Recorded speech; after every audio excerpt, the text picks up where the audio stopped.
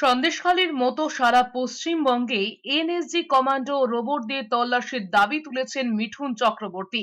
দিলীপ ঘোষের সমর্থনে মেমারির সাতগাছিয়ায় ভোটের প্রচারে গিয়ে মহাগুরু বলেছেন, এটা তো নতুন ব্যাপার নয়, সব ধরনের নোংরা কাজ ওই জায়গাতেই তো হয়েছিল, আর কোনো উপায় নেই, এবার রাজ্যের সব জায়গায় এভাবেই সার্চ করা উচিত। দাঙ্গা কেন হবে না? আমরা দাঙ্গা করি না। দাঙ্গা করেন, এবার ধরা পড়ে গেছেন তো সন্দেশকারীতে বন্দুক আর বোম ওটা দিয়ে পুজো করার জন্য, জয় মা পুজো করার। বন্দুক আর বোম কি দাঙ্গা করার জন্য কি দাঙ্গা করার জন্য না? কি করে পেলেন?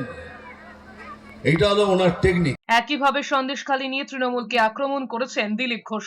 তিনি বলেছেন, শেখ শাহজাহান বামেদের আমলে পিস্তল নিয়ে ঘুরত, আর এখন AK-47 নিয়ে ঘরে। অস্ত্র উদ্ধার না হলে আরো শাহজাহান তৈরি হবে। শাহজাহান যখন সিপিএম ছিল পিস্তল নিয়ে ঘুরতো, এখন AK-47 নিয়ে ঘুরছে। এখন তো বিদেশি অস্ত্রও পাওয়া যাচ্ছে। একটা বর্ডারের জায়গা, একেবারে বাংলাদেশের বর্ডার, সেখানে যদি এরকম দেশ বিরোধী গতিবিধি হয়, এরকম অস্ত্রের একেবারে আড়ত হয়ে যায়, তাহলে ভারতের সুরক্ষা কোথায় আছে?